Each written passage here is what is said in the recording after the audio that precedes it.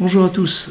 Alors voilà, je m'appelle Vincent Bultinguer, je suis médecin gériatre, je suis spécialisé surtout en neurologie comportementale et en psychiatrie du sujet âgé.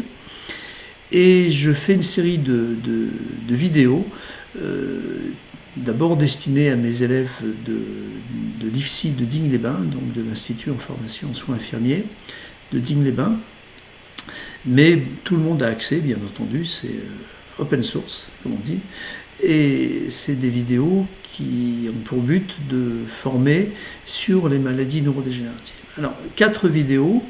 Le premier cours d'aujourd'hui, on va s'intéresser aux généralités, c'est-à-dire savoir ce que c'est qu'une maladie neurodégénérative et quels sont les troubles cognitifs observés et surtout, on est quand même des cliniciens avant tout, comment on évalue ces troubles. Les 3 cours suivants seront destinés aux pathologies en tant que telles. Deuxième cours sur la maladie d'Alzheimer, la plus fréquente, mais pas la seule maladie neurodégénérative, ça c'est vraiment important. Troisième cours, on va parler de maladie à corps de Lévy, donc une maladie beaucoup moins connue, mais qui est probablement la deuxième en termes de fréquence après Alzheimer. Donc maladie à corps de Lévy qui va regrouper donc les maladies avec présence de corps de Lévy, donc la maladie de Parkinson, mais également et surtout la maladie à corps de Lévy, qui est une maladie très particulière qu'il faut absolument connaître et absolument diagnostiquer. Et puis le dernier cours, on parlera des troubles neurocognitifs plus rares, les démences frontotemporales, les troubles cognitifs vasculaires, les troubles cognitifs mixtes et toutes les causes plus rares, infectieuses, auto-immunes, etc. Mais qu'il faut connaître, hydrocéphalie à pression normale, mais qu'il faut connaître parce que pour certaines de ces pathologies sont curables. Donc il vaut mieux connaître ces pathologies. Donc on va basculer sur le diaporama. Alors, donc, troubles cognitifs des maladies neurodégénératives. Donc, de quoi parle-t-on ? On parle d'un ensemble de maladies qui sont des pathologies du cerveau, bien entendu, des pathologies cérébrales, qui sont lentement évolutives. Ça, c'est des pathologies qui vont apparaître de façon extrêmement progressive, insidieuse, sur plusieurs années, voire même 10 ou 20 ans, d'après certaines évaluations. Elles ont en commun d'avoir des répercussions sur les fonctions cognitives, différentes fonctions que l'on verra après, et vont entraîner à terme une perte d'autonomie, et c'est à différencier du vieillissement cognitif normal, parce que le vieillissement cognitif normal existe, bien entendu, le cerveau vieillit comme tous les organes, mais si le vieillissement cognitif est isolé et s'il n'y a pas de pathologie neurodégénérative, normalement, il n'y a pas de perte d'autonomie.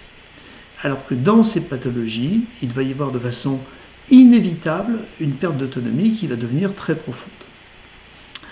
Alors, ces maladies sont définies par une accumulation dans le cerveau d'une protéine anormale, une protéine pathologique, soit par surproduction, soit par défaut d'élimination, soit par les deux, dans les neurones. Cette accumulation de protéines va entraîner une dysfonction de la cellule, donc du neurone, puis la mort neuronale, la mort de la cellule, et on va observer 4 stades, 4 phases très progressives d'évolution de la pathologie.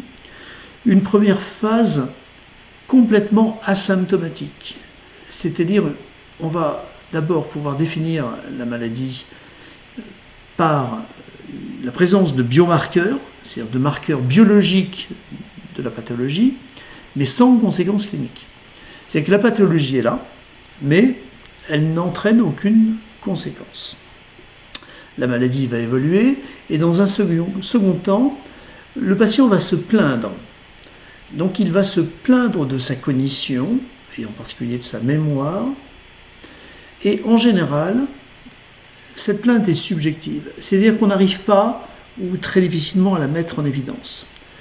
C'est ce qu'on appelle le subjectif cognitif décline, donc un déclin cognitif subjectif qui est perçu par le patient ou par son entourage, mais qui cliniquement n'entraînent pas véritablement de conséquences. Puis les choses vont s'aggraver et ensuite on va passer au stade de trouble. Trouble, il y a véritablement des répercussions cliniques. Premier stade, le trouble neurocognitif léger, où le patient a véritablement une plainte concernant un ou plusieurs domaines cognitifs. Cette plainte est retrouvée sur les différents tests. C'est qu'on va retrouver un ou deux tests qui vont être pathologiques par rapport aux normes préétablies, mais le patient reste autonome. Le patient reste autonome et peut continuer à vivre seul. Alors, la perte d'autonomie peut être très subtile, mais globalement, le patient peut continuer à vivre seul. Puis, le trouble neurocognitif va s'aggraver et on va observer un stade de démence, ce qu'on appelle le trouble neurocognitif majeur, avec une perte d'autonomie. Donc, à ce stade, plusieurs secteurs cognitifs sont impactés et le patient n'est plus autonome, ne peut plus vivre seul. Donc, c'était ce qu'on appelait avant le stade de démence. Le terme de démence est progressivement éjecté de la nomenclature car stigmatisant, on ne sait pas de quoi on parle exactement. Est-ce qu'on parle de pathologie psychiatrique ? Quand on parle de quelqu'un en justice qui a commis un acte dans un état de démence, on ne sait pas exactement ce qu'on veut dire. Donc c'est un peu stigmatisant et dans la littérature française, dans notre nomenclature, on essaye de ne plus parler de démence mais de trouble neurocognitif majeur. Sachez que dans tous les articles en anglais, c'est toujours dementia qui est le terme consacré et pas trouble neurocognitif majeur. Mais voilà, en France, on essaye de ne plus utiliser ce terme de démence. Alors, les fonctions cognitives, c'est un ensemble de processus mentaux et cet ensemble permet d'être en interaction avec son environnement. Ces processus permettent de percevoir, de communiquer, d'acquérir des connaissances, de résoudre des problèmes, de s'adapter et d'interagir avec l'environnement. Donc on voit bien que c'est l'interface entre soi-même et son environnement et ça va comprendre de la perception sensorielle, de l'habileté motrice, de la production de mouvements, des capacités de communication, mais également de la mémoire et également des fonctions plus élaborées comme le raisonnement, l'attention, la résolution de problèmes, la prise de décision et encore plus élaborée, la cognition sociale, c'est-à-dire repérer les émotions et les besoins des autres personnes et inférer son comportement, c'est adapter son comportement en fonction des réactions et des besoins des autres personnes que l'on va pouvoir décrypter sur certains marqueurs qui sont bien entendu des marqueurs non verbaux, non dits. On verra ça à la fin du cours. Alors, le cerveau est réparti en plusieurs zones. Alors, il manque le cervelet, mais le cervelet participe à la coordination de mouvements, participe à certaines émotions, participe au langage, mais les aires de production de ces différentes fonctions cognitives sont malgré tout localisées à l'intérieur du cerveau, avec en vert un gros lobe temporal, qui est essentiellement le lobe de la mémoire, un lobe occipital en rouge, qui est le lobe destiné à la vision, un lobe pariétal en jaune, qui va être destiné, alors ça c'est la partie où l'on a la sensibilité, et puis on va avoir la production de paroles, la production de mouvements, la lecture, et puis en avant, donc vous avez compris, ça c'est le haut, ça c'est le bas bien entendu, ça c'est l'arrière et ça c'est l'avant. En avant vous avez un gros lobe frontal, qui représente quasiment la moitié de la taille du cerveau, qui est le lobe qui s'est le plus développé chez l'homme par rapport aux primates, aux mammifères marins, où on va avoir un cortex frontal moteur, donc la commande motrice se situe là, puis un petit peu dans cette zone-là, et puis toute cette partie-là, ça va être le cortex préfrontal, et ça va être le siège de toutes les fonctions exécutives. Ça va être le siège de certaines décisions émotionnelles, certains comportements émotionnels et certaines réflexions, résolutions de problèmes. Donc tout ce lobe frontal est la partie qui va gérer les fonctions les plus élaborées du cerveau. Alors on va commencer par la mémoire, ou plutôt les mémoires, parce qu'il n'y a pas qu'une seule mémoire. On distingue dans un premier temps la mémoire à court terme, avant de parler de mémoire à long terme et de mémoire non déclarative. Les mémoires à court terme, on peut aussi l'assimiler à la mémoire de travail. C'est pas tout à fait pareil, mais on est un petit peu dans la même logique. La mémoire à court terme va avoir une capacité de stockage d'une information pendant quelques secondes. Donc c'est vraiment à très court terme. Globalement, le cerveau va être capable de stocker en mémoire à court terme quelques informations, en moyenne 7. Alors plus ou moins 2. Les plus performants d'entre nous, ça va être 7 plus 2, donc 9. Les moins performants, ça va être 7 moins 2, donc 5, pendant quelques secondes. Et cette mémoire de travail va permettre d'effectuer le traitement d'une information, par exemple le calcul mental, ou d'effectuer le traitement d'une tâche précise, par exemple composer ou noter un numéro de téléphone, alors cette tâche n'a pas vocation à rentrer en mémoire à long terme. C'est-à-dire qu'une fois qu'on a noté, ou qu'on a mémorisé, ou qu'on a composé le numéro de téléphone, ou une fois qu'on a effectué l'épreuve de calcul mental, l'information va être oubliée.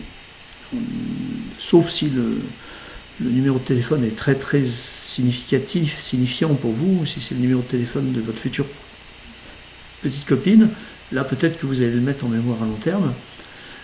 Mais sinon, on ne garde pas en mémoire tous les numéros de téléphone. Surtout maintenant qu'on a des téléphones, des smartphones où tout est en mémoire et en plus c'est des numéros à des chiffres, c'est un petit peu plus compliqué. Donc voilà.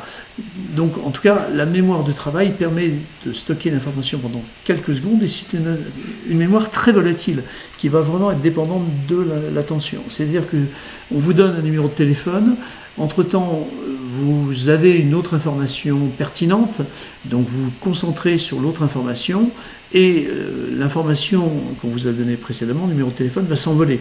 Et donc vous allez retourner vers votre interlocuteur et vous allez dire, écoute, il m'a parlé là et j'ai pas fait attention, est-ce que tu peux me redonner ton numéro parce que je l'ai oublié. Donc on se rend bien compte que c'est très très volatile, c'est, quelques secondes jusqu'à la minute. Au-delà de la minute, on est sur la mémoire à long terme. Donc on voit bien que c'est de la minute à toute la vie. À l'opposé de la mémoire à court terme qu'on vient voir, quelques secondes. Donc dans la mémoire à long terme, on va avoir deux types de mémoire. On va avoir une première mémoire que l'on va qualifier d'autobiographique, c'est les mémoires intimes, la mémoire personnelle, contextuelle. C'est votre mémoire des émotions, c'est la mémoire des souvenirs vécus, et les souvenirs vont être, si vous voulez, contextualisés, on va se souvenir de la date, du lieu, mais également de l'état émotionnel où on a pu vivre ces émotions et ces souvenirs. C'est un peu la Madeleine de Proust, et on peut la résumer en disant « je me souviens ». Donc je me souviens de tel événement, c'était tel jour, à telle heure, j'ai ressenti telle et telle impression, et puis avec plein d'éléments sensoriels qui peuvent se rattacher à ça. C'est une mémoire très autobiographique, donc très personnelle. La mémoire autobiographique d'un même événement va être très différente d'une personne à une autre. À l'opposé de la mémoire sémantique, où c'est une mémoire qui est partagée par tous, c'est une mémoire plutôt de la culture et des connaissances générales, et c'est une mémoire qui est décontextualisée, qui n'est rattachée à aucune émotion et qui n'est rattachée à aucun contexte. Par exemple, si je vous dis 1789, vous me dites la Révolution française, Marignan, vous me dites 1515, bon, voilà, aucune émotion, on n'a pas vécu ça, on n'y était pas. Alors, si je vous demande quand est-ce que vous l'avez appris, vous allez me dire quand j'étais en primaire, au cours d'histoire géo, bon, très bien, mais quand, avec quel prof, qu'est-ce que vous avez ressenti à ce moment-là? Rien, aucune émotion, parce que voilà. Mais par contre, on sait tous que 1515, c'est Marignan. Donc ça, c'est la mémoire sémantique. Alors, là, bon, vous reconnaissez tous le 11 septembre, eh bien, là, on voit bien qu'il peut y avoir des deux. Parce que quand je vous montre cette photo, tout le monde fait le lien avec les attentats des Tours Jumelles à New York, le 11 septembre, et ceux qui, les plus âgés d'entre vous, ont vécu, bien entendu, ces attentats, au moins à la télévision ou dans les médias, et non seulement vous savez tous de quoi il s'agit, mais en plus, quand je vous montre cette photo, vous avez tous, au moment où vous voyez cette photo, vous vous souvenez tous de ce que vous faisiez au moment où vous avez appris la nouvelle, où vous avez vu les images à la télévision, et vous vous souvenez tous de ce que vous avez ressenti à ce moment-là. Bien. Eh bien, ce ressenti, il est très différent d'une personne à l'autre, très différent. Donc on voit bien qu'on a et de la mémoire sémantique, parce que tout le monde sait que c'est les attentats des tours jumelles du World Trade Center, New York, 11 septembre, et avec de la mémoire épisodique, qu'est-ce qu'on a ressenti au moment où on a vu ces images. Un autre exemple, donc ça c'est la première étoile, le but de Zinedine Zidane, on remarquera quand même un petit peu la hauteur du saut, le but de la tête, Taffarel, le gardien qui est complètement à la rue, Franck Leboeuf qui regarde tout ça avec admiration. Bon, ben moi je me souviens très bien, comme si c'était hier, de la finale de la Coupe du Monde de 98. Par contre, celle-là, 2018, on s'en souvient peut-être un petit peu moins, et pourtant c'était pas si vieux que ça. Alors j'aurais bien aimé vous mettre une troisième photo avec la troisième étoile et la dernière Coupe du Monde, raté, hein, on s'est fait battre par l'Argentine. Bon, on l'a mérité pourtant, on a un peu mal joué en finale à mon avis. Bon, passons. Alors, souvent on entend parler de mémoire rétrograde et antérograde. En fait, c'est le même type de mémoire. C'est qu'on peut avoir une mémoire rétrograde ou antérograde épisodique ou sémantique. En fait, la différence, elle est chronologique. La mémoire rétrograde, c'est l'effet ancien, et la mémoire antérograde, c'est l'effet récent. Alors, vous allez me dire, oui, enfin, ancien, récent, voilà, mémoire antérograde, c'est ce que vous avez mangé hier midi. Par exemple, mémoire antérograde, oui, je dis bien, c'est ce que vous avez mangé hier midi, c'est vraiment une mémoire assez récente, alors que la mémoire rétrograde, je sais pas, c'est une mémoire, c'est votre mariage par exemple, si vous êtes marié depuis quelques années, ou c'est un événement de votre enfance, très ancien. Voilà. Donc, on va globalement faire la différence entre des faits plus anciens, rétrogrades, et des faits plus récents, antérogrades. Pourquoi ? Parce que dans les maladies de la mémoire, on s'aperçoit que c'est celle-là qui est impactée, la mémoire antérograde, alors que paradoxalement, la mémoire plus ancienne, elle est conservée. Elle est souvent même très très bien conservée, ce qui va pouvoir poser problème, mais ça on verra plus tard. Et enfin, vous avez la mémoire non déclarative, ce qu'on appelle également la mémoire procédurale, non déclarative, parce que vous ne pouvez pas la décrire. Alors, c'est plutôt une mémoire d'acquisition d'habileté motrice qui va être difficile, voire impossible à décrire. Si je vous demande si vous allez faire du vélo, oui, j'ai fait du vélo. Comment on fait du vélo ? Pas facile. Comment décrire comment on fait du vélo ? C'est quand même assez difficile. Ou la conduite, ou jouer d'un instrument de musique. Et c'est à l'opposé une mémoire très robuste. Je reprends le vélo, vous connaissez cette expression populaire, c'est comme le vélo, ça ne s'oublie pas. Oui, vous apprenez à faire du vélo, vous restez 40 ans sans faire de vélo, et au bout de 40 ans et un jour, vous reprenez un vélo, vous savez tout de suite faire du vélo. Vous n'avez pas oublié, alors que vous n'avez pas touché un vélo pendant très très longtemps. Donc c'est une mémoire non déclarative, plutôt sur des procédures, et souvent des procédures motrices, pas que, et qui est une mémoire quand même très, très robuste. Et dans les maladies neurodégénératives, c'est une mémoire qui est quand même conservée pendant très très longtemps. À côté de la mémoire, donc si on reprend notre petit schéma, notre petit cerveau, excusez-moi, j'aurais peut-être pas dû remonter jusque-là. Donc là, on était sur le lobe temporal pour la mémoire. Maintenant, on va voir le langage, la production de mouvement, c'est le lobe pariétal. On verra la vision, c'est le lobe occipital. Et après ça, on verra les fonctions exécutives, tout ça c'est le lobe frontal. Alors, je repasse, pardon. Je ferai plus, promis. Alors, les fonctions instrumentales, oui c'est ça, fonctions instrumentales. Donc la première c'est le langage, comprendre, parler, lire, écrire, et le trouble du langage porte le nom d'aphasie. Terme global, parce que des aphasies, il y en a beaucoup différentes, mais voilà, le trouble du langage, globalement, c'est l'aphasie. La production de mouvement, le trouble, alors c'est pas la paralysie, hein, la fonction motrice est intacte, mais c'est plutôt la capacité de produire un mouvement, et ce trouble du mouvement s'appelle l'apraxie. Et la reconnaissance et l'identification, en général sensorielle, en général visuelle, mais également auditive, ça s'appelle l'agnosie. Le trouble de la reconnaissance, c'est l'agnosie. Et enfin, les fonctions exécutives, donc notre lobe frontal, planifier une série d'actions, réaliser une tâche nouvelle, complexe ou conflictuelle, inhiber une information ou un comportement non pertinent, s'adapter, remplacer un comportement par un autre, ce qu'on appelle la flexibilité mentale, et enfin, ce que je vous disais tout à l'heure, la cognition sociale, repérer et interpréter les émotions et les besoins des autres, et inférer son comportement, c'est adapter son comportement en fonction des émotions et des besoins émotionnels et affectifs des autres personnes. Alors, comment on évalue tout ça en pratique, en consultation mémoire? Alors, bien entendu, en consultation mémoire, le temps nous est compté. J'ai de la chance, quand je vois un premier patient, en général, j'ai 1h30 devant moi. Mais 1h30, ça passe vite, parce que le patient rentre, je ne le connais pas, donc je vais prendre connaissance de sa plainte, de la plainte de l'entourage, de ses antécédents médicaux, de ses traitements, de son parcours de vie, de son niveau socio-éducatif, de sa latéralité, droitier, gaucher, etc.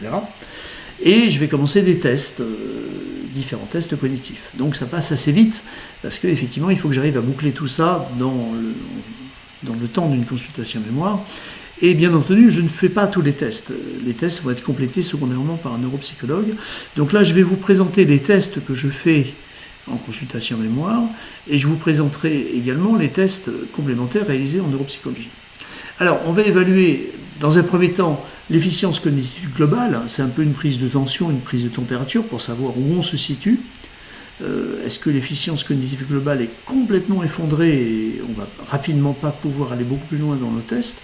Au contraire, est-ce que l'efficience cognitive globale est complètement conservée et donc on va pouvoir aller très loin dans les tests qu'on va pouvoir proposer? Et puis on va évaluer tout ce qu'on a vu, la mémoire épisodique et sémantique, donc le trouble de la mémoire étant l'amnésie. On va évaluer le langage, la production de mouvements, la reconnaissance. On va également tester les fonctions neurovisuelles. On va tester les différentes fonctions exécutives, mais également la résolution de problèmes et le jugement. Et enfin, on va tester la relation à l'autre, ce qu'on appelle la cognition sociale. Alors, l'efficience cognitive globale, il y a plusieurs tests. Le plus connu, le plus utilisé, c'est le MMS, le Mini Mental Score de Folstein, qui date, je crois, de 1976 et qui a été donc un test assez ancien, qui a été bien entendu validé en français. On a un autre test qui est globalement conseillé, mais on s'aperçoit que personne l'utilise, c'est extraordinaire, mais qui est effectivement plus complet, hein, c'est le MoCA, le Montréal Cognitive Assessment. Bon, ça revient un peu au même, sauf que on ne peut pas comparer un score de MMS et un score de MoCA. Donc voilà. Donc perso, je conseille le MMS comme tout le monde. Ce sont des tests globaux qui va tester le fonctionnement cognitif global. Et ça va être utile finalement pour la détection d'une pathologie et surtout pour le suivi de la pathologie.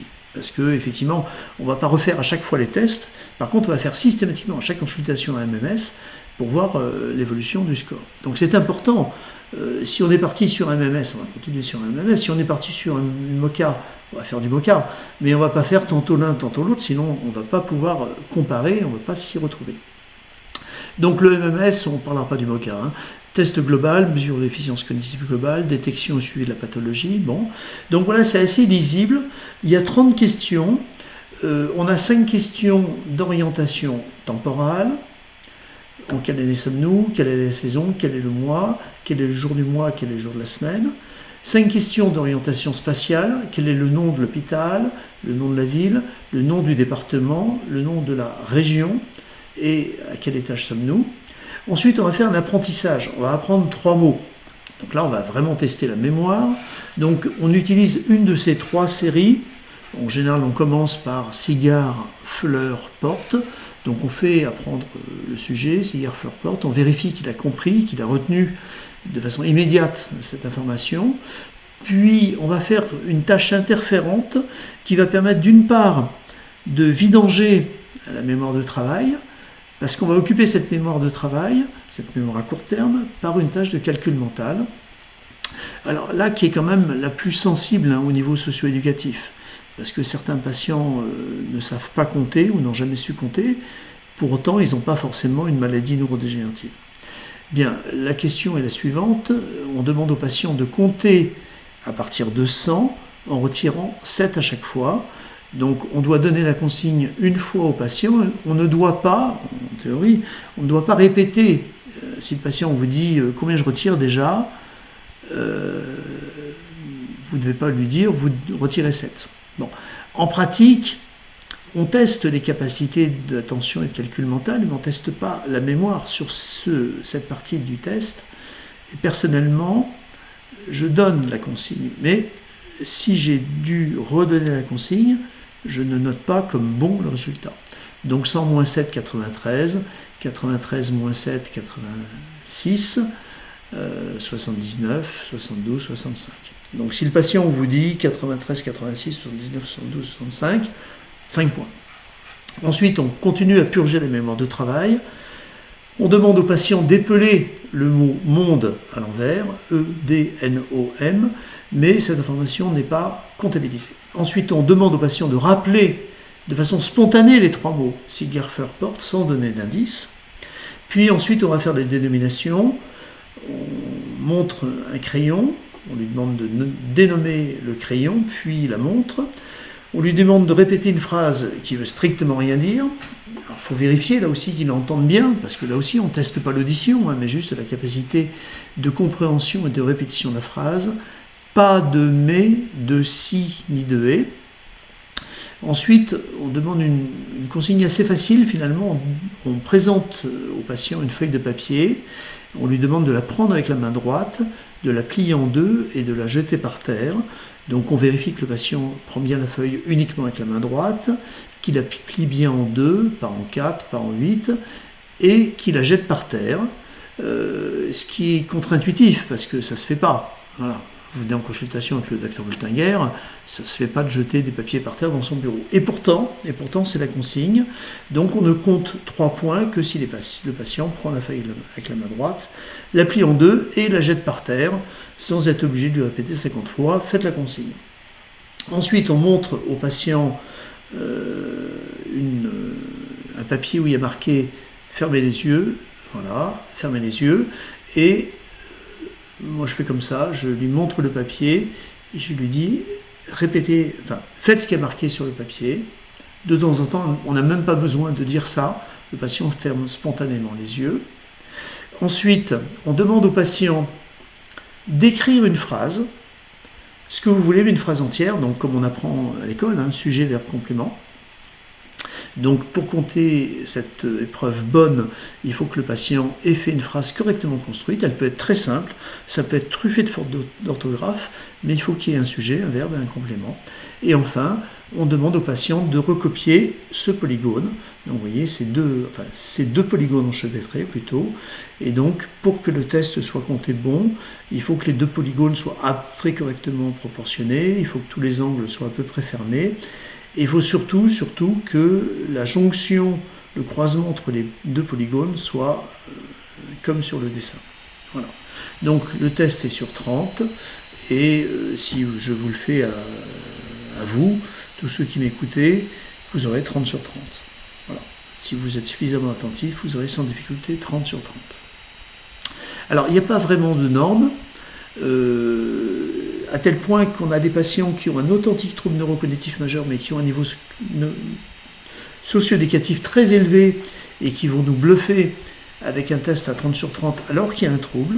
D'autres patients qui vont être très peu illettrés, par exemple, ou non scolarisés, ou avec des petits niveaux socio-éducatifs, mais ils peuvent avoir des tests très bas, sans pour autant qu'on puisse conclure qu'il y a un trouble neurocognitif majeur. Donc il faut être très attentif à ce test, et il ne faut pas non plus être anormalement rassuré avec un score de 30 sur 30, ou anormalement inquiet avec un score inférieur à 27. Parce que souvent on admet que jusqu'à 27 ça passe. Non. Mais encore une fois, il n'y a pas de norme. Alors ensuite, on va passer à la mémoire proprement dite, donc on va explorer les troubles de la mémoire. Donc on va d'abord interroger la plainte du patient et de son entourage. On va essayer de reconstruire la biographie du patient. Qu'est-ce que vous avez fait comme études? Qu'est-ce que vous avez fait comme travail? À quel âge vous avez pris votre retraite? Vous êtes marié? Vous avez des enfants? On peut aller jusqu'à comment vous êtes venu à l'hôpital ce matin? Où est-ce que vous vous êtes garé? Est-ce que vous avez trouvé facilement le lieu de consultation? Ça peut être... Tout ça, c'est très informatif. On peut s'appuyer sur des récits d'épisodes historiques ou de faire commenter l'actualité. Actuellement, on parlerait de la réforme des retraites. Qu'est-ce qui se passe à l'Assemblée nationale, tout ça? Quelle est la réforme des retraites? Quels sont les enjeux, etc. Et puis, on va tester l'orientation dans le temps et dans l'espace. Donc ça, on le fait en général à travers le test que l'on vient de voir, le MMS, qui évalue l'orientation dans le temps et dans l'espace. Ça nous donne quand même un bon reflet des capacités de mémoire. Et puis il y a un test spécifique, tout simple, qu'on appelle le test des 5 mots de Dubois.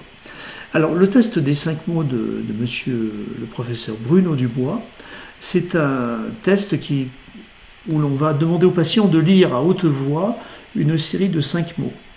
Ensuite, on va pratiquer un indissage catégoriel de chaque mot.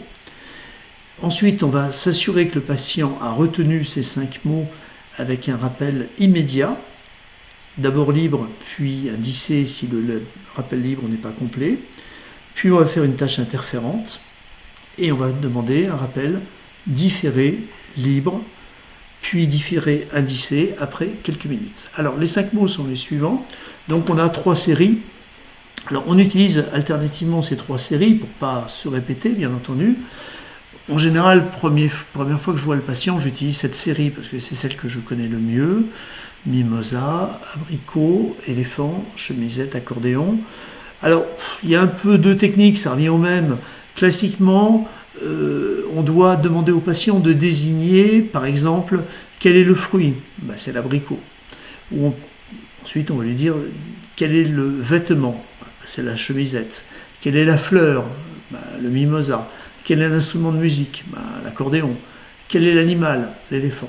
Ça, c'est la méthode académique. Une autre méthode que j'utilise, qui me renseigne un petit peu sur les capacités sémantiques du patient. Donc, je lui fais lire les 5 mots. Alors, ça revient un peu au même.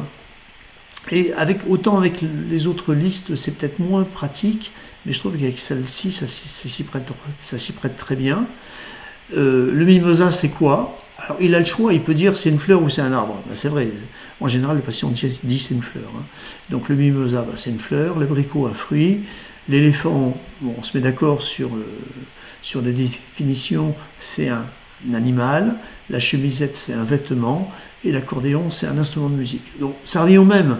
Le but, c'est qu'on fasse apprendre au patient les 5 mots et qu'on rattache chaque mot à un indice sémantique. Ensuite, on va cacher la liste de mots et on va demander au patient de rappeler chaque mot. Alors, si tout va bien, il vous dit mimosa, abricot, éléphant, chemisette, accordéon. Il n'est pas obligé de le dire dans le bon ordre. C'est sûr que quand il le dit dans l'ordre, c'est plutôt bon signe, mais c'est pas comptabilisé. S'il manque un ou plusieurs mots, eh bien, vous rappelez la catégorie sémantique. Par exemple, si le patient n'arrive pas à vous sortir le mimosa, vous dites qu'il y avait une fleur. Ah oui, c'est le mimosa. Il y avait un fruit. Ah oui, c'est l'abricot. Si le patient n'arrive pas à rappeler les 5 mots, Vous remontrez la série de 5 mots et vous refaites un apprentissage des mots manquants et ainsi de suite jusqu'à 3 apprentissages.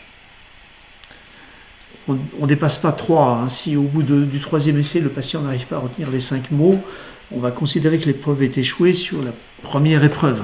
Donc on va avoir du mal à tester la mémorisation, car déjà la mémoire à court terme, tout au moins la mémorisation immédiate, ce qu'on appelait avant la mémoire de fixation, n'est pas bonne. Mais c'est certain que pour tester la mémoire à long terme, c'est après quelques minutes, il faut que le patient soit capable, en rappel immédiat, de vous rappeler les 5 mots. Bon, donc soit ces 5 mots, soit musée, limonade, sauterelle, passoire, camion, soit menuisier, banal, église, tisane, couteau. Voilà, une des trois. Une fois que c'est mémorisé, on va faire une tâche interférente qui va permettre de purger à nouveau la mémoire de travail. Et donc on aime bien le test de l'horloge, ou test du cadran de l'horloge. Donc on va présenter au patient un cercle, et on demande au patient de placer à l'intérieur du cercle les chiffres comme si ce cercle représentait le cadran d'une montre ou d'une horloge ou d'un réveil. C'est-à-dire on va demander au patient de mettre à l'intérieur du cercle les chiffres que l'on voit en général sur un cadran de montre ou d'horloge ou de réveil. Bien, une fois qu'il a placé les chiffres, donc on ne l'aide pas, on le laisse faire un peu comme il peut, comme il y arrive, hein. Et ensuite, une fois que le patient a placé les chiffres à l'intérieur du cercle, on lui demande de placer les 2 aiguilles pour indiquer une heure. En général, on demande 11h10. Enfin, moi, c'est ce que je fais, je demande 11h10, mais ça peut être n'importe quoi. 11h10, c'est l'heure qui est demandée sur le test de la MOCA, par exemple. Je trouve que c'est pas mal, 11h10. Alors, c'est un test composite qui évalue plusieurs fonctions. La mémoire sémantique, bien entendu, il faut se souvenir, on a vu toute sa vie, on a vu des horloges, des réveils, des montres, donc on doit quand même s'en souvenir. Ensuite, on va tester les fonctions exécutives, la stratégie, la planification, finalement comment on va mettre en place la construction du cadran de l'horloge pour que ça ressemble à quelque chose. On va utiliser des capacités, on va tester des capacités visio-constructives, donc neurovisuelles. Donc là aussi, il faut que la vision dans l'espace, la vision soit correctement fonctionnelle. Si le patient voit par exemple la moitié du champ visuel, eh bien, il y a de fortes chances que tous les chiffres se situent uniquement dans la moitié du cadran. Bien. Et ensuite, on va tester les praxis constructives, donc plutôt les fonctions instrumentales, là en l'occurrence la capacité d'écrire les chiffres. Alors, on a des résultats qui peuvent être surprenants. Donc, alors on n'utilise pas vraiment, ça c'est ce qu'on utilisait avant, maintenant on utilise plutôt, on montre un cercle tout simplement. Donc là c'est un très vieux test que j'ai gardé, que j'aime beaucoup. Voilà, c'est une patiente qui avait une maladie d'Alzheimer, une très belle maladie d'Alzheimer, donc c'est parti. Donc elle y va, on commence par le 12, donc ça commence bien, puis on voit bien que quand même il y a un petit problème de planification. 1, 2, 3, 4, 5, 6, 7, 8, 9, 10, 11. Mais bon, on continue. 10, 9, 8, 7, 6, 5, 4. Elle s'est arrêtée au 4 parce que ça touchait le 12 et il n'y avait plus de place. Et donc ensuite, je lui ai demandé de mettre les 2 aiguilles pour faire 11h10. Et voilà, les 2 aiguilles, 11h10. Bon, il y a un peu d'idée, quoi. Ça pourrait presque faire 11h moins 10. Je pense que c'est ce qu'elle a voulu noter. Mais bon. Donc on voit très bien que... alors, les chiffres sont tous présents, enfin il y en a trop. Ils sont dans le bon ordre, mais ils sont très mal placés. Quelqu'un qui aurait une absence de trouble des fonctions de planification, par exemple, va commencer par le 12, ensuite va mettre à l'opposé le 6, puis le 3, puis le 9, et va remplir 1, 2, 4, 5, 7, 8, etc.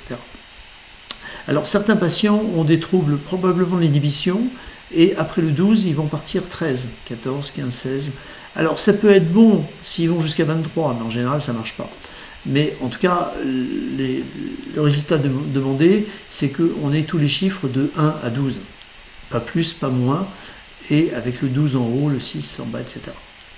Alors, deuxième exemple assez intéressant, alors si vous regardez bien, ils y sont tous, hein.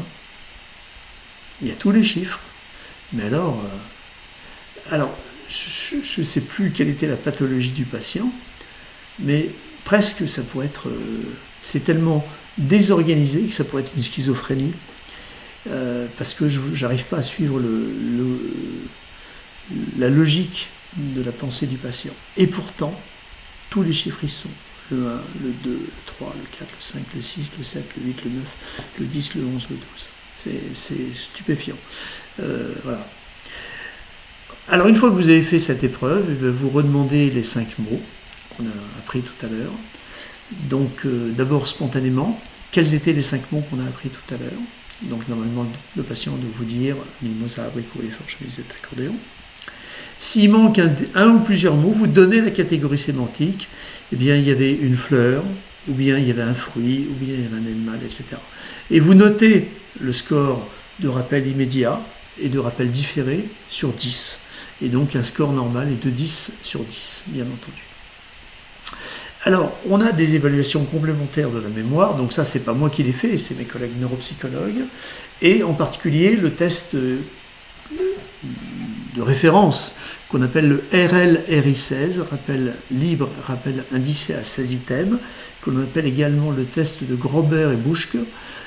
C'est un test qui, comme son nom l'indique, vous apprenez 16 mots. Donc, apprentissage d'une liste de 16 mots par série de 4, avec un indissage, exactement sur le même principe du 5 mots. Rappel immédiat, rappel différé, libre et indicé, et total. Donc, il y a tout un tas de totaux, de rappels libres, indicés, de rappels tardifs des 16 mots. Donc, voilà, en général, c'est un peu le même principe que le 5 mots de Dubois. Hein. Vous avez chaque mot qui est relié à une catégorie. Il y a un poisson, le hareng, il y a un vêtement, le gilet, un jeu, le domino, une fleur, la jonquille, etc. Donc ça, c'est ce qu'on appelle le RL-RI16. C'est le test, je dirais, roi de la mémoire épisodique verbale. Mais on va également tester la mémoire épisodique visuelle, avec en particulier le rappel de la figure de Ré et le DMS-48. Le DMS-48, je ne vais pas détailler, mais c'est un test qui ressemble au RL-RI16, mais qui est purement visuel. Le rappel de la figure de Ré, c'est ça. On va apprendre au patient à construire cette figure. Donc vous voyez, si vous avez des fonctions exécutives et une planification correcte, dans un premier temps, vous allez recopier cette figure et vous allez repérer que la forme géométrique globale, c'est quand même un rectangle. Ce rectangle est divisé en diagonale, un peu comme un drapeau anglais, puis divisé en deux, verticale, horizontale, et dans chaque triangle défini, il y a des figures géométriques, et puis vous allez rajouter la petite croix verticale, le petit cube avec la barre, la petite croix horizontale, le petit triangle, la pointe, le petit losange. Voilà. Donc si vous avez une fonction exécutive et des fonctions visio-spatiales, visio-constructives correctes, vous arrivez sans difficulté à recopier cette figure, mais on vous demandera ensuite de la rappeler de mémoire. Alors ça, c'est pas facile, bien entendu, donc la cotation est assez large, car le rappel de cette figure est assez difficile, mais voilà, je me souviens, il y a quelques années, j'avais fait l'expérience, on avait un peu plus de temps, on avait beaucoup plus de temps pour faire les cours à l'IFSI, et donc on avait fait la figure de Ré, donc tout le monde avait recopié sa figure de Ré, et ensuite, à la fin du cours, j'ai dit, tiens, refaites-moi la figure de Ré de mémoire. Ils avaient tous réussi, hein, tous réussi. Il y en avait un qui s'était mis au tableau, qu'il avait mis, les tableaux il pouvait écrire sur le tableau pivotait, et donc il pouvait faire la figure sans que ses collègues étudiants le voient. Et tout le monde avait réussi de façon parfaite une figure de Ré, y compris celui qui était au tableau. Donc moi j'avais été assez bluffé, parce que voilà, on le fait toujours à des gens âgés, mais voilà, sachez que c'est pas si compliqué que ça une fois qu'on a trouvé la logique. En tout cas, vos collègues d'il y a quelques années, de la promotion il y a quelques années, avaient parfaitement réussi. Donc ça, c'est pour la mémoire. Ensuite, on va explorer le langage. Donc le trouble du langage, je vous rappelle, c'est l'aphasie. Donc progressivement, ça va se manifester en général par un manque du mot. Le patient ne trouve pas le mot qui va bien. il va compenser ce mot soit par des périphrases à valeur explicative, c'est-à-dire il va contourner la difficulté en, je sais pas, si c'est le mot ballon, tu sais, c'est cet objet rond que l'on gonfle, souvent c'est en cuir, les enfants jouent avec, donnent des coups de pied dedans. Ah oui, un ballon, oui c'est ça, un ballon. Donc ça c'est une périphrase à valeur explicative. Ou alors par des onomatopées, genre truc, machin, bidule. Tu sais, le truc qu'on utilise pour faire avec le machin quand on veut faire un bidule, incompréhensible. Ça c'est un manque du mot. Par contre, le langage est toujours fluent. Et puis petit à petit, comme le patient se rend compte de ses difficultés, puis qu'il y a d'autres troubles qui vont apparaître, le langage va être réduit de plus en plus. Ça, c'est l'expression. Puis, on va observer un trouble de la compréhension et de l'expression orale et écrite. Puis enfin, une désintégration totale de l'organisation du langage, pour finir un mutisme. Les patients qui arrivent en fin de course d'une maladie d'Alzheimer, en général, sont mutiques. Alors, on ne va pas se leurrer, c'est très limité en consultation mémoire. En fait, on se contente bien souvent de faire parler le patient et d'écouter un petit peu le récit et d'analyser à l'oreille, si je puis dire, le langage. On va également écouter la plainte du patient et de son entourage, et des patients qui vous disent spontanément « je ne trouve pas les mots, je veux parler, je sais exactement ce que je veux dire, mais je n'arrive pas à trouver le bon mot ». Ou alors l'entourage qui dit « bah oui, on ne comprend plus ce qu'il dit, il parle de trucs, de machin, de bidule ». Donc on va analyser le discours spontané, le manque du mot, l'agrammatisme, c'est-à-dire la déstructuration grammaticale du langage, l'apraxie de la parole, c'est-à-dire les difficultés à parler, ce qu'on appelle l'aphémie ou la parole effortful, c'est-à-dire la difficulté à parler, à articuler. On voit des patients qui ont vraiment beaucoup de mal à articuler et à prononcer les phrases, à différencier de la dysarthrie, et puis ce qu'on appelle l'aphasie sémantique, c'est la perte du sens des mots. Donc on va essayer d'analyser le discours spontané pour rechercher une aphasie et essayer de la qualifier. On va faire un minimum de dénominations. On peut faire de la fluence, par exemple, on verra ça sur les fonctions exécutives, on va demander aux patients de dire dans un temps donné le plus de noms d'animaux, ou le plus de mots, commençant par la lettre S. Et bien entendu, le langage va vraiment être exploré par le neuropsychologue et surtout l'orthophoniste. Donc nous, l'exploration du langage, elle est vraiment très très limitée, mais voilà, on ne peut pas faire l'impasse d'un minimum d'exploration du langage, tout au moins sur le plan observationnel. Ensuite, on va observer ou rechercher les troubles du mouvement, donc l'apraxie. Alors, à différencier d'une paralysie, le patient n'est pas paralysé, sinon on ne peut pas parler d'apraxie. Donc la fonction motrice est efficiente, il est capable de bouger dans tous les sens. Là, ce qu'on va évaluer, c'est la difficulté à effectuer des gestes. Donc difficulté à effectuer des gestes habituels, donc ça va rapidement poser problème dans l'autonomie. Bon, bricoler passe encore, enfin cuisiner, si vous êtes seul chez vous et que vous n'arrivez plus à faire les gestes pour cuisiner, ça va rapidement poser problème. Et puis, on va observer assez rapidement un arrêt spontané de certaines activités du fait de ces difficultés. Le patient, se sentant en difficulté, va arrêter de cuisiner, va arrêter de bricoler. J'ai un patient qui était prof de judo, passionné par le judo, qui était X-Dan, ceinture noire X-Dan de judo, qui avait son club, qui était président du club. Et puis un beau jour, alors qu'il allait au club tous les jours, et puis un beau jour, il a dit à sa femme, non, aujourd'hui je ne vais pas. Ah, la femme un petit peu interloquée, j'ai dit, pourquoi tu ne vas pas? Ah ça ne m'intéresse plus. Mais comment ça ne t'intéresse plus? En fait, ça l'intéressait toujours. Alors peut-être qu'il a eu une démotivation, mais peut-être qu'il s'est rendu compte qu'il était en difficulté, en plus c'était le prof, devant ses élèves, et il a arrêté, pour ne pas être en difficulté, il a arrêté d'aller au judo. On peut observer des apraxies d'habillage, donc difficulté pour s'habiller, difficulté pour imiter un geste plus ou moins simple ou plus ou moins complexe, difficulté pour dessiner, écrire. L'apraxie va se manifester par exemple sur le test du cardan de l'horloge que l'on a vu tout à l'heure. Donc l'exploration des troubles du mouvement, là aussi très limité en consultation mémoire, là aussi on demande aux patient et à l'entourage de décrire un petit peu les difficultés.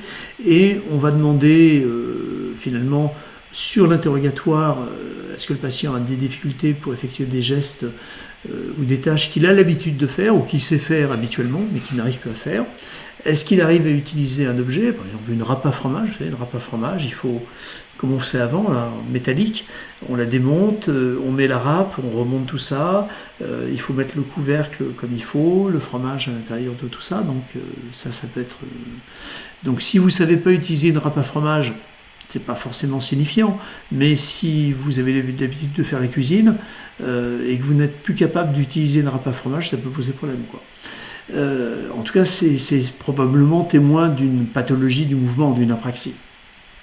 On peut demander des mimes d'action, des gestes symboliques, par exemple, faites le geste de planter un clou, faites le geste de faire du stop, faire le salut militaire, dites au revoir à quelqu'un, vous êtes sur le quai, il y a quelqu'un qui est dans le train, vous lui dites au revoir, ou l'utilisation d'objets, planter un clou c'est plutôt l'utilisation d'objets, comment vous faites pour repasser, utiliser un fer à repasser, comment vous faites pour vous baigner, pour vous brosser les dents, etc. Et puis on peut demander des praxies réflexives, manuelles ou digitales, c'est-à-dire qu'on montre au patient des gestes soit avec la main, soit avec les doigts, et on lui demande donc des gestes sans signification évidemment, et on lui demande de reproduire ces gestes, soit avec la main, soit avec les doigts, en miroir. Bien entendu, il y a des batteries d'évaluation et ça va être complété par le neuropsychologue de façon beaucoup plus fine. Ensuite, les troubles de la reconnaissance et également les troubles neurovisuels. Donc, en général, vous savez que dans la maladie d'Alzheimer, le schéma habituel de la maladie d'Alzheimer, tout au moins ce qui est prototypique chez dans la population, c'est de dire « Ah, ton père a une maladie d'Alzheimer ou ta mère a une maladie d'Alzheimer, il ne va plus te reconnaître. » Ça, c'est un peu une légende urbaine quelque part. C'est vrai que ça arrive, mais ça sous-entend qu'il y ait un trouble de la reconnaissance des visages, que l'on appelle la prosopagnosie, donc trouble de la reconnaissance des visages, qui est évidemment très douloureux pour l'entourage, mais pas toujours présent, ou présent en fin de course. Donc l'atteinte est très postérieure, puisque là on arrive sur les aires visuelles associatives, donc sur le lobe occipital, celui qui est complètement derrière, et en général ça apparaît assez tardivement dans l'évolution. Donc ce n'est pas forcément le premier symptôme de la maladie d'Alzheimer.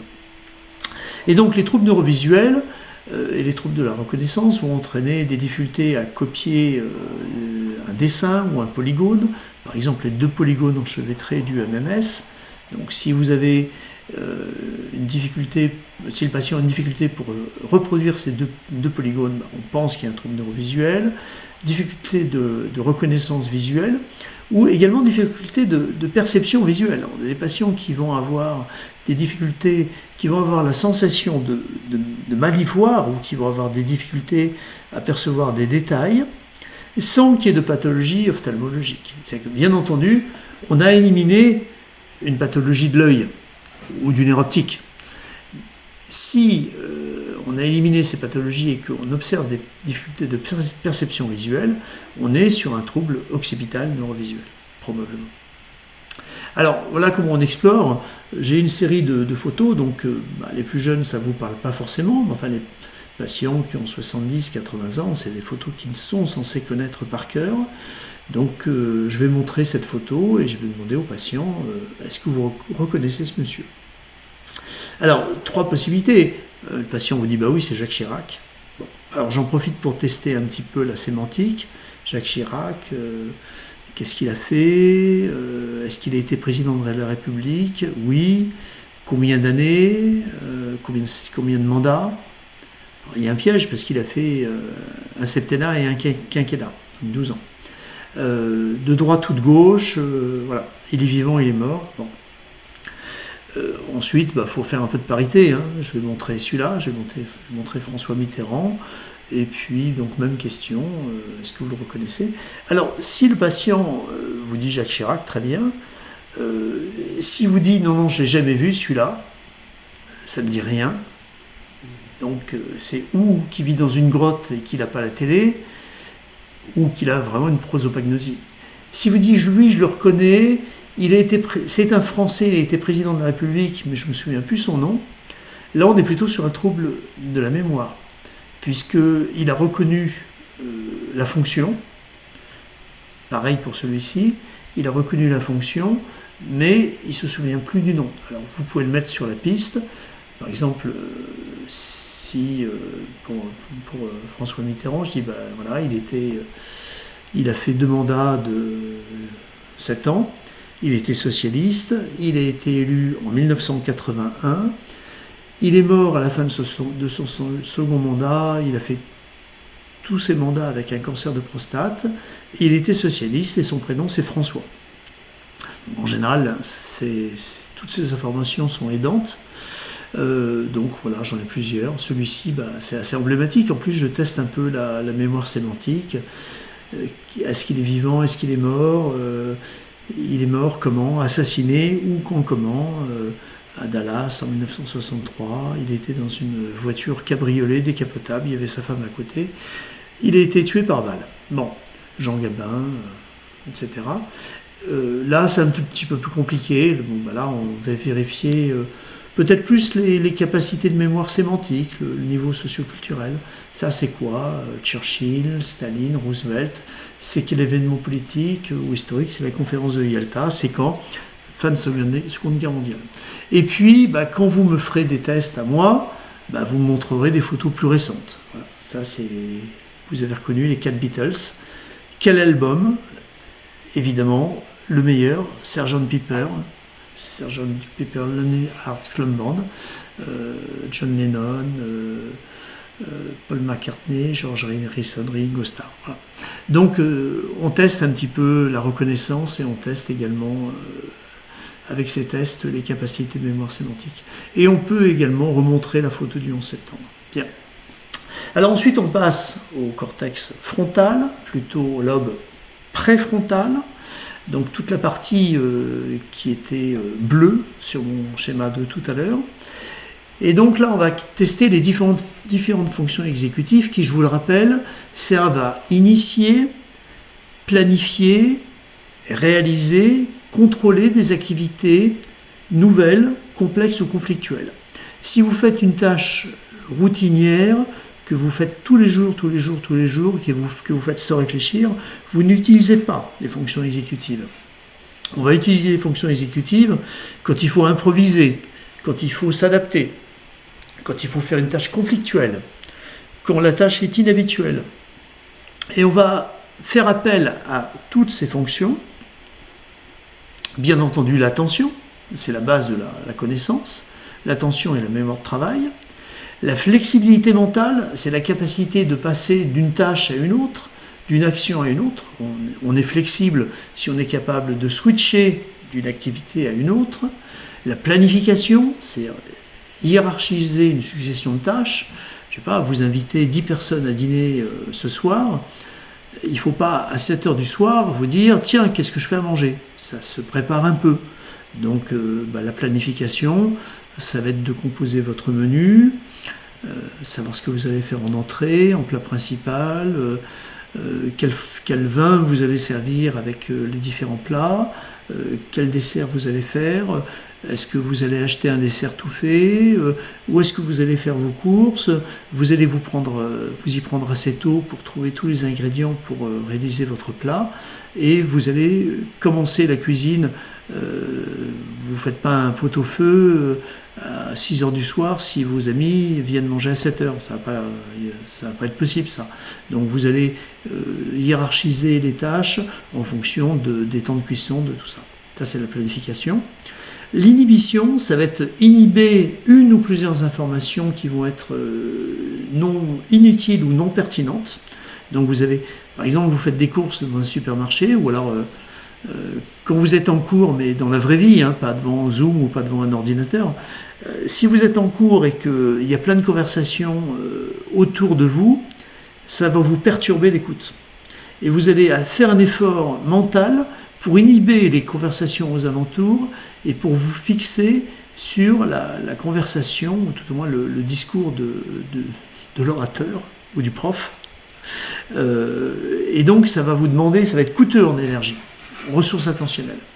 Et puis un peu plus élaboré, c'est le cas de le dire, l'élaboration conceptuelle, des représentations abstraites, et en fait le jugement, la critique, l'appréciation lucide, le discernement. Donc si vous avez un trouble de jugement, vous pouvez vous faire rouler par n'importe qui et vous faire vendre des choses qui ne vous servent à rien, etc. Il y a des gens très forts aujourd'hui pour rouler les patients âgés un peu dysexécutifs qui ont des troubles du jugement et qui vont s'endetter ou acheter des choses qui sont inutiles, et il y a des gens très forts pour ça. Donc on va tester tout ça.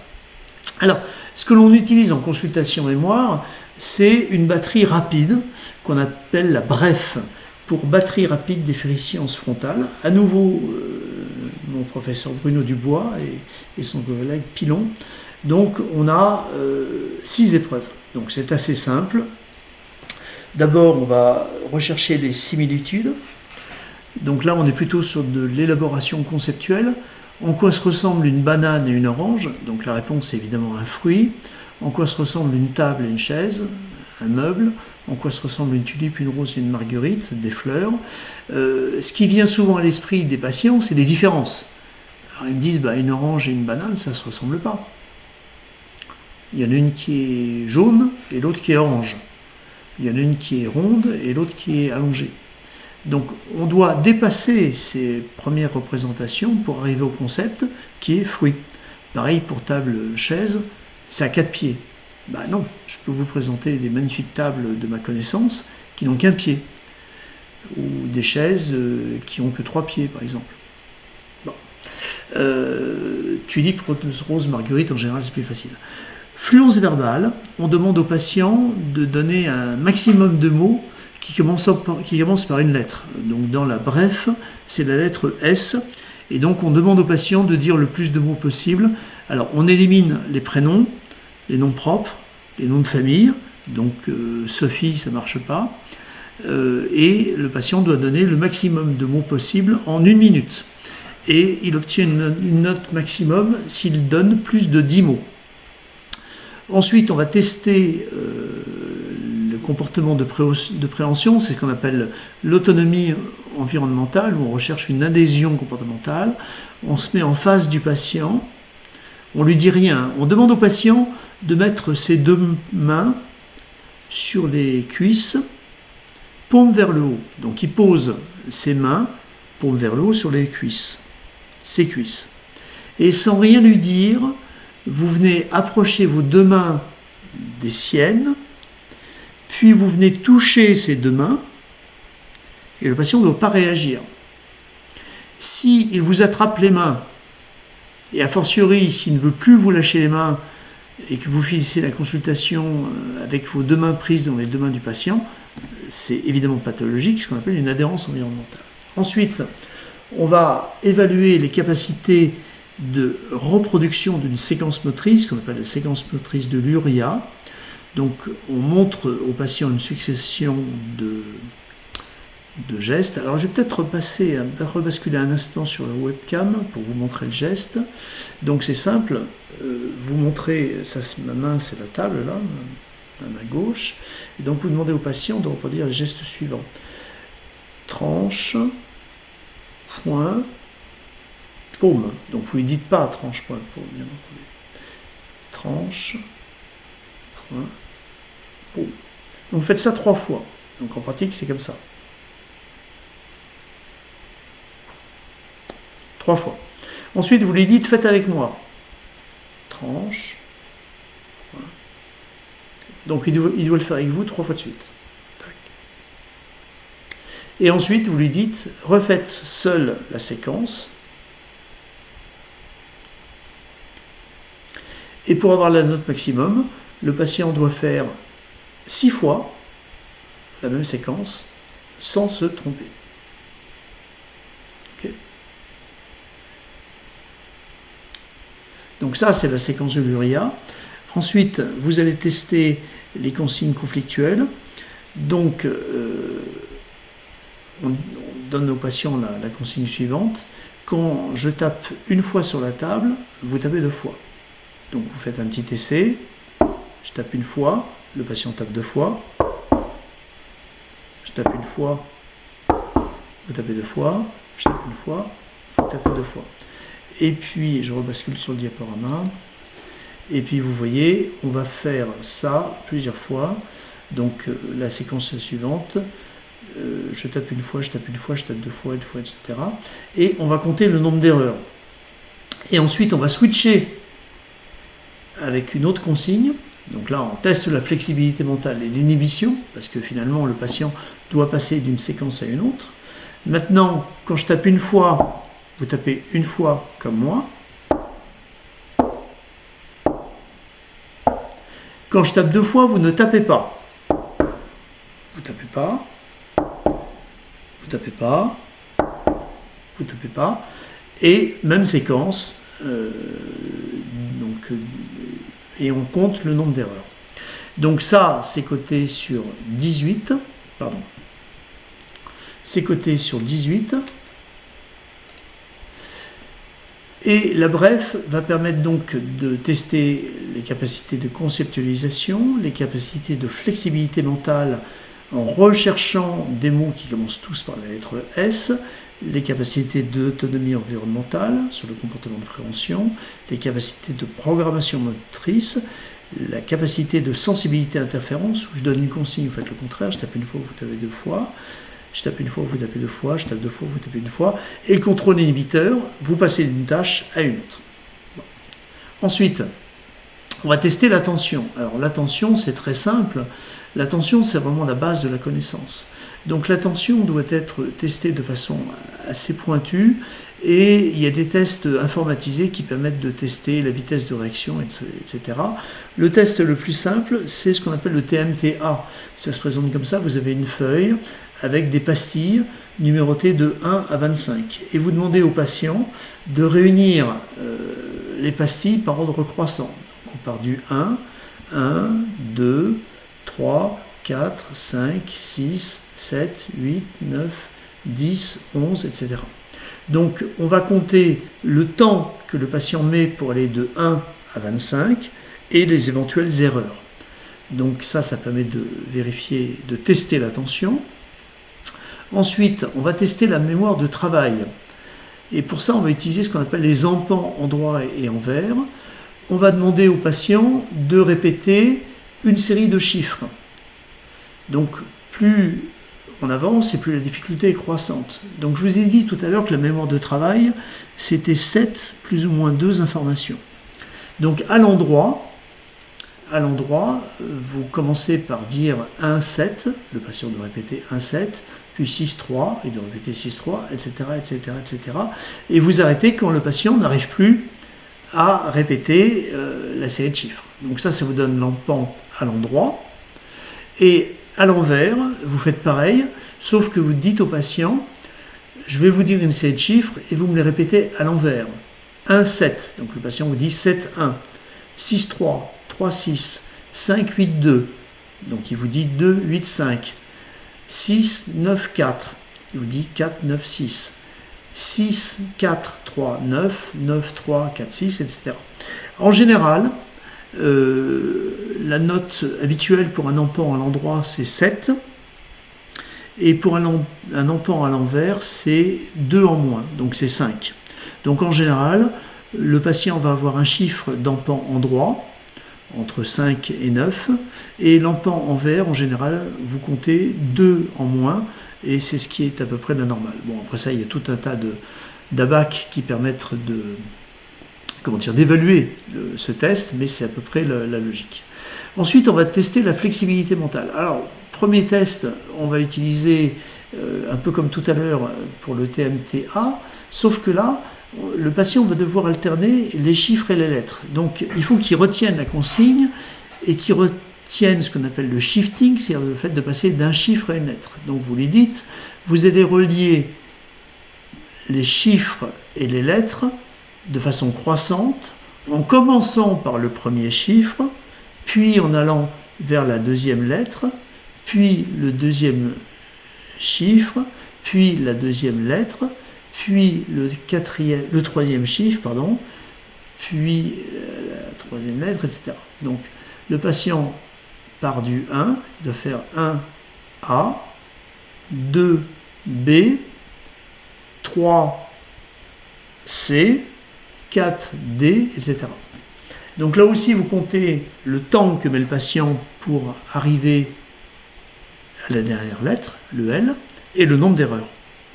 Bien entendu, si le patient perd le shifting, ça se met à repartir sur les chiffres 1, 2, 3, 4, 5, 6, l'épreuve est échouée évidemment.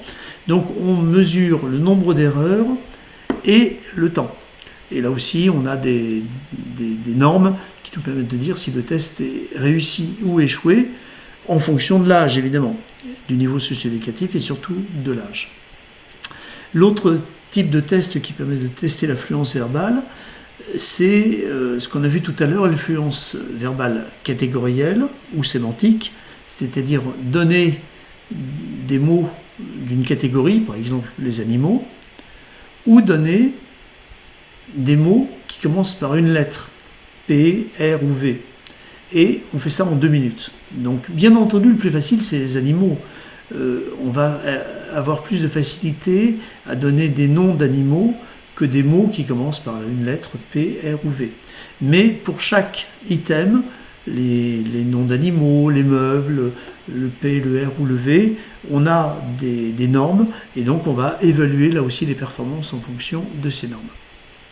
Donc tout ça, je vous rappelle, c'est fait par les neuropsychologues. Ensuite, on va tester la planification et les stratégies.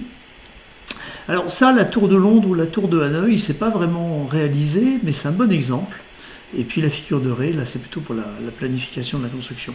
La tour de Londres ou la tour de Hanoï, en fait, vous connaissez tous ce petit jeu où vous avez 3 pics. Sur le premier pic, vous avez des cylindres concentriques, donc on part du plus large au plus petit, et vous devez partir de la position A et arriver à la position B où tous vos cylindres sont passés de ce pic à celui-ci, mais il y a 2 règles. Vous ne pouvez déplacer les cylindres que un par un, et surtout, les cylindres doivent toujours être en ordre décroissant. C'est-à-dire le plus large en bas et le moins large ou le plus petit en haut.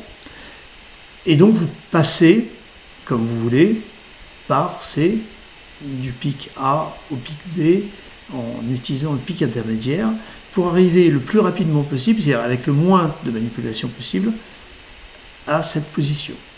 Donc on mesure le temps et on mesure le nombre de déplacements d'objets et ça vous donne une idée, bien entendu, de la planification et de la stratégie que vous allez utiliser.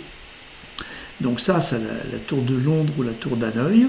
Et puis, on va utiliser aussi la stratégie pour la figure qu'on a vue tout à l'heure, la figure de Ré, où là aussi, on va étudier comment le patient s'y prend pour recopier cette figure de Ré. Donc là, on ne teste pas la mémoire, mais uniquement la stratégie pour la copie du dessin.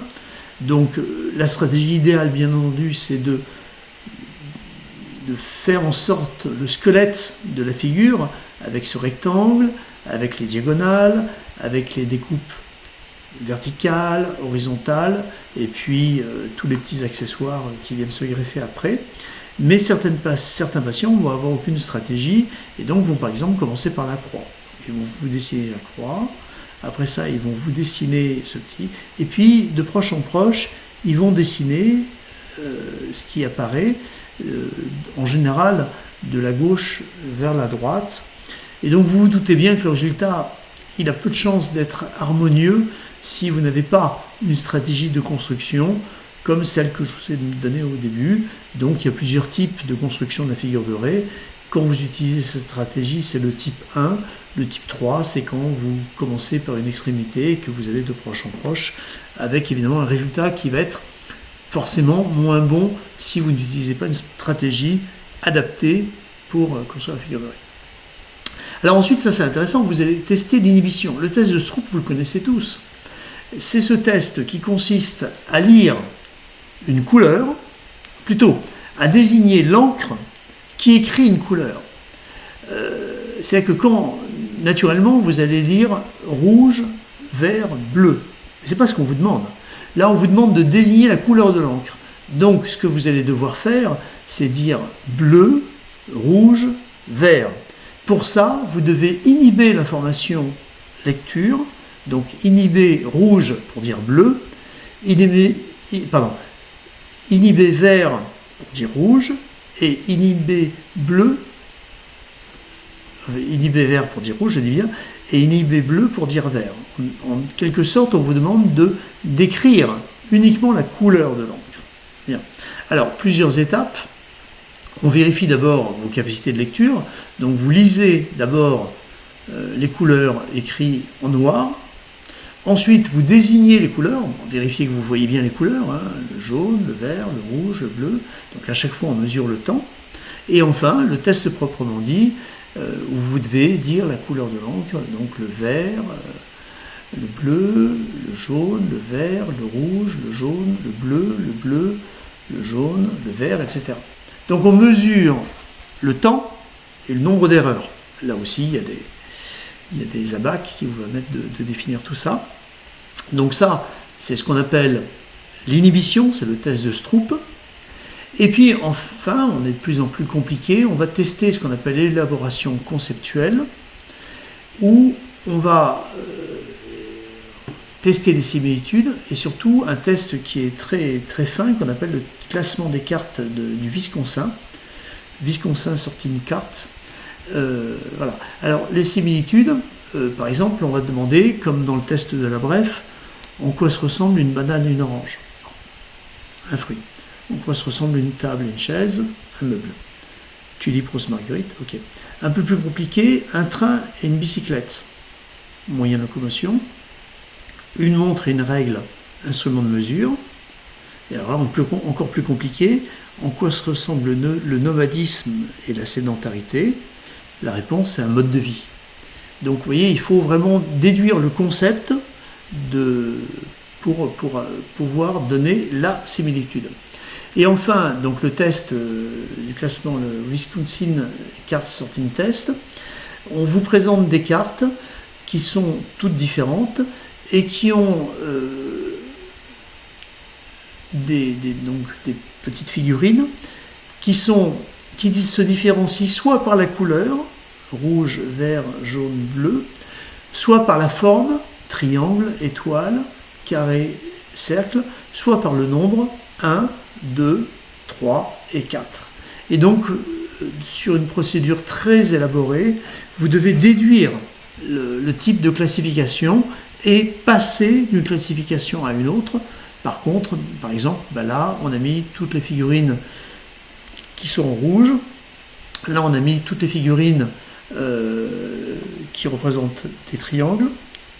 Là, on a mis toutes les figurines où il y a une seule pièce, ou deux pièces, ou trois pièces, etc. Et par exemple, on pourrait dire quel est l'intrus dans cette série. L'intrus, c'est celui-ci. Parce que la règle, c'est que chaque carte montre une couleur différente, chaque carte montre une forme géographique différente, et chaque carte montre un nombre de figurines différentes. Donc ça, c'est un petit peu compliqué.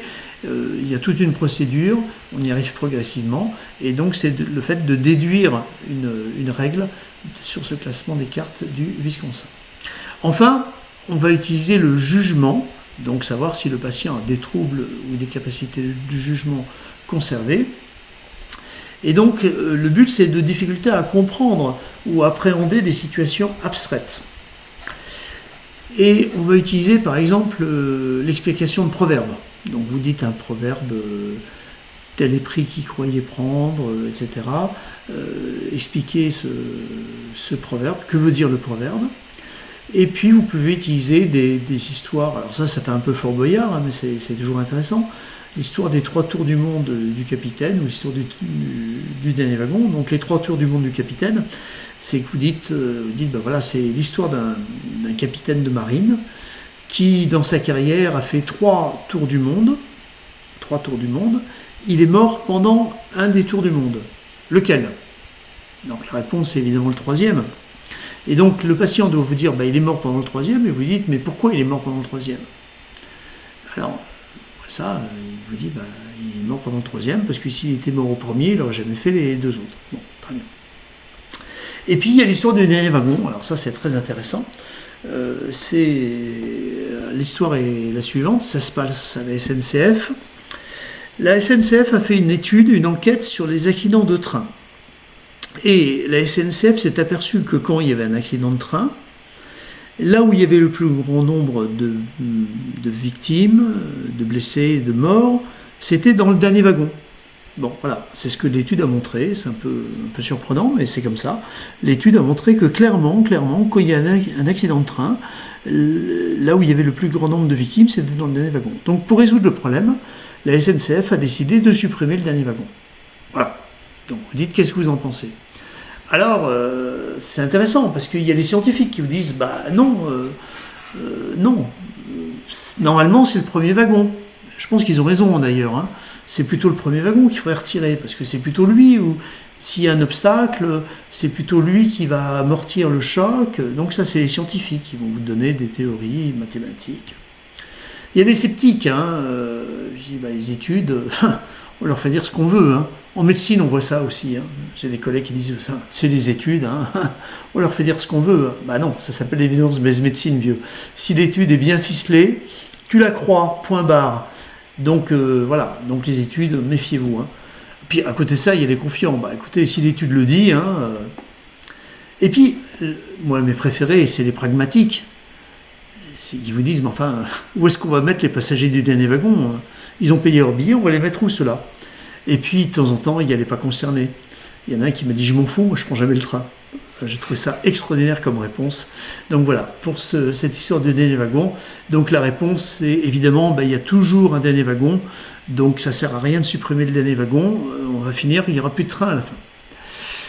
Donc les tests qui évaluent les fonctions exécutives, si je peux résumer, vous avez les tests qui évaluent l'attention à la mémoire de travail, ça va être le TMTA bien sûr, éventuellement un peu le TMTB et le calcul du MS, c'est le calcul mental, hein, compter à partir de 100 en tirant 7.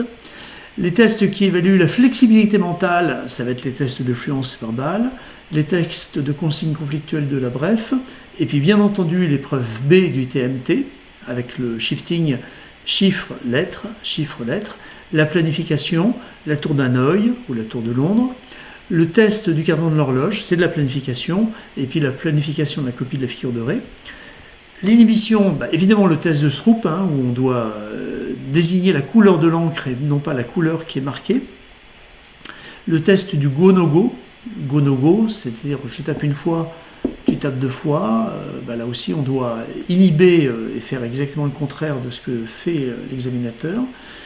L'élaboration conceptuelle, les similitudes, en quoi se ressemble une table et une chaise, en quoi se ressemble une banane et une orange, et puis bien entendu le classement des cartes du Wisconsin, et puis la programmation motrice avec la BREF, la séquence motrice de la BREF, et puis comme on vient de le voir, le jugement avec l'histoire de dernier wagon.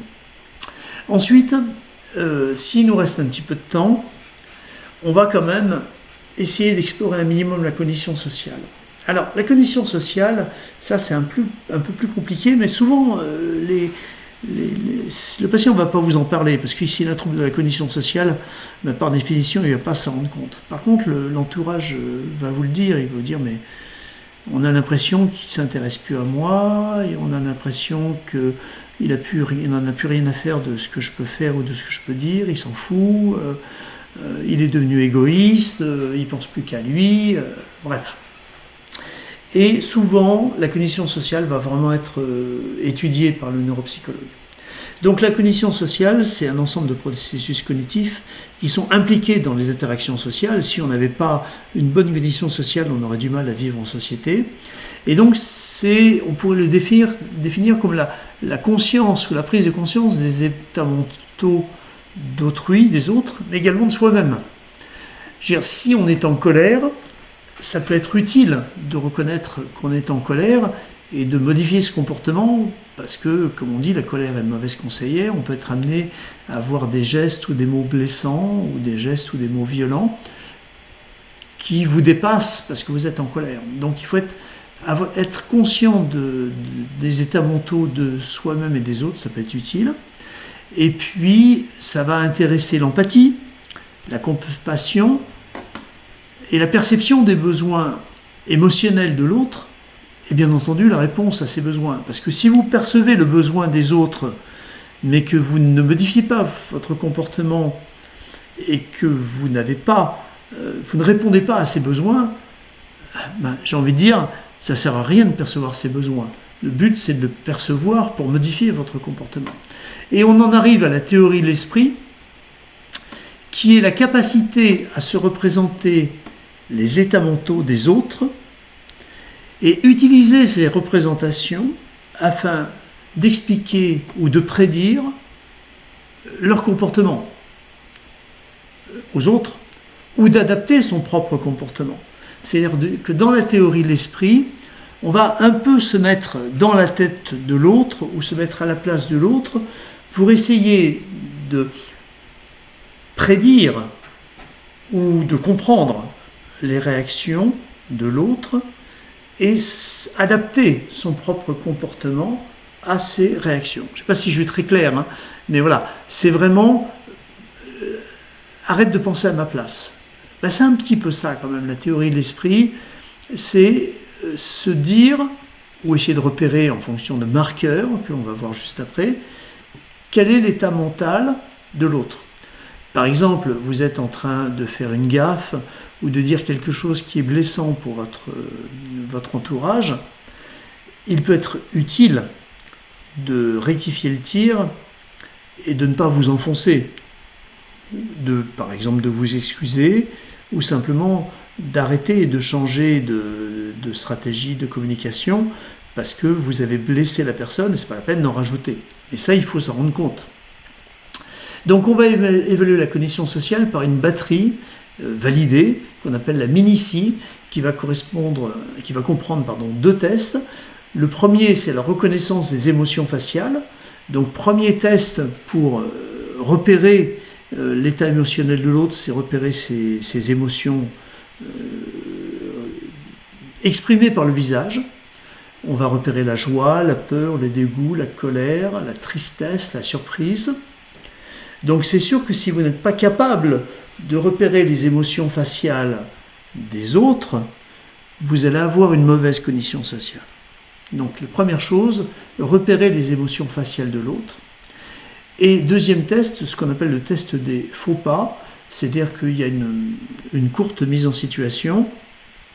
Et il va falloir, dans cette mise en situation qui intéresse deux personnes, il y en a un qui fait un faux pas, qui fait une gaffe ou un impair. Et donc le but c'est de repérer, alors c'est assez facile, mais le but c'est de repérer cette gaffe ou cet impair de façon à repérer l'erreur de communication qu'on a pu commettre avec l'autre. Donc ces deux tests, le test des reconnaissances, la reconnaissance des émotions faciales et le test de faux pas, est évalué dans la batterie MINICI et permet d'évaluer la cognition sociale des patients. Donc si on se résume, on a un cerveau avec, on va dire, 3 grandes parties. Un lobe temporal qui va gérer la mémoire épisodique et la mémoire sémantique. Un lobe pariétal et occipital. Alors là, ils ont été assez larges parce qu'ils ont englobé la frontale ascendante, qui normalement fait partie de lobe frontal, mais qui commande la gestuelle. Donc, si on considère que les praxies, la production de mouvement, fait partie des fonctions instrumentales, on est obligé d'inclure la pariétale ascendante, la frontale ascendante, pardon. Et donc, on va avoir la production de mouvement, la production de langage, la reconnaissance visuelle, et enfin, tout le lobe, toute la partie antérieure du lobe frontal, qu'on appelle le cortex préfrontal, avec les fonctions exécutives et la cognition sociale. Et les différents tests qu'on va utiliser, donc le MMS, qui est un test global, qui va tester globalement toutes les fonctions, le test des 5 mots, qui va tester la mémoire épisodique, donc le lobe temporal, les praxies, le test de l'horloge, qui va plutôt tester le lobe pariétal et pariéto-occipital, et la bref, qui va tester uniquement les fonctions exécutives. Une fois qu'on a fait ça, on va faire un minimum d'évaluation comportementale et un minimum d'évaluation psychiatrique, parce que on ne peut pas dissocier la neurologie comportementale de la psychiatrie, parce que on verra que les troubles sont extrêmement intriqués, ça va être très rapide. On va rechercher des troubles psychiatriques d'apparition récente, de la dépression, de l'anxiété, du trouble du sommeil, des hallucinations et des idées délirantes. Donc ça, c'est de façon très rugueuse, c'est les grosses lignes, les grandes catégories psychiatriques qu'on va rechercher, donc troubles affectifs, dépression, anxiété, troubles des fonctions instinctuelles, sommeil, et troubles productifs, plutôt de type psychotique, hallucinations et idées délirantes. Pour évaluer la dépression, on va rechercher les critères de dépression. Alors moi j'aime bien utiliser le DSM-5, mais on a également des grilles d'évaluation, on verra ça l'an prochain, la mini-GDS, le GDS à 30 items. On va rechercher donc une dépression ou une anxiété d'apparition récente, parce que le but, finalement, c'est de rechercher une modification comportementale par rapport à l'antériorité. Clairement, un patient qui a toujours été dépressif ou toujours été anxieux, c'est pas nouveau. Alors que quelqu'un qui va développer de façon tardive une dépression ou un trouble anxieux, probablement que là, on n'est pas sur une pathologie psychiatrique. Alors que si le patient a développé une première dépression à l'âge de 20 ans et qu'il a fait différentes récurrences dépressives et éventuellement quelques accès maniaques, on est sur un trouble bipolaire et une pathologie vie entière, donc une pathologie psychiatrique primaire, alors que si on a un trouble de l'humeur, un trouble affectif d'apparition tardive, c'est probablement pas psychotique. On va rechercher là aussi des troubles délirants sans antécédents psychotiques connus, délire de jalousie, délire de surveillance, comme délire paranoïaque, délire de complot, il y a un complot contre moi, il y a des gens qui me surveillent, il y a des caméras, tout ça, délire sur le vol, la spoliation, la disparition d'objets. Et on va rechercher également des troubles productifs à type d'hallucination, soit visuelles, soit auditives, là aussi sans antécédents psychotiques connus. Alors en général, les phénomènes visuels et les hallucinations visuelles sont plutôt évocatrices de maladies à cours de vie, on verra ça plus en détail, alors que les hallucinations auditives, ce qu'on appelle les entendeurs de voix, c'est plutôt évocateur d'une schizophrénie. Donc on va être dans ce champ de pathologie. Et enfin, on va rechercher des modifications comportementales, donc un retrait social, une perte des convenances, une perte du savoir-vivre, des convenances sociales, une perte d'empathie, une modification du caractère ou de la personnalité, ou un trouble de la motivation avec une apathie. Voilà. Une fois qu'on a fait tout ça, on a fini le cours, une fois qu'on a fait tout ça, on peut...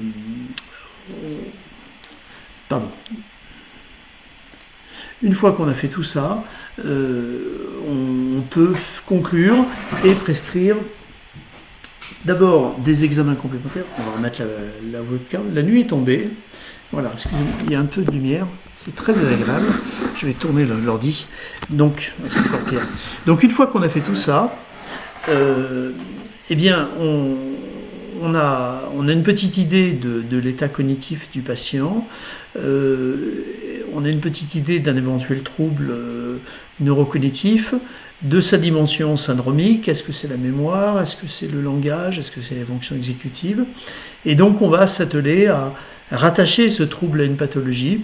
Donc on va demander des examens complémentaires, IRM, éventuellement scanner, une imagerie morphologique, donc scanner et IRM, ou une imagerie fonctionnelle, scintigraphie, et un bilan neuropsychologique et un bilan biologique. Bon. Et une fois qu'on aura tout ce bilan, on pourra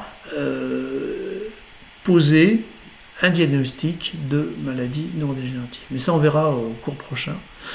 Voilà. Donc, on a fini la vidéo, 1h34. Je vous remercie pour votre attention et je vous dis donc à tous ceux qui ont le courage de regarder les vidéos jusqu'au bout, eh bien, suite au prochain épisode, on verra la prochaine fois, on verra donc la maladie d'Alzheimer, Donc comment on pose un diagnostic de maladie d'Alzheimer, quelle est la physiopathologie de la maladie d'Alzheimer, et puis après ça, maladie à corps de vie et les autres troubles neurocognitifs. Voilà, je vous remercie pour votre attention et je vous souhaite une très bonne soirée. Ciao, à bientôt.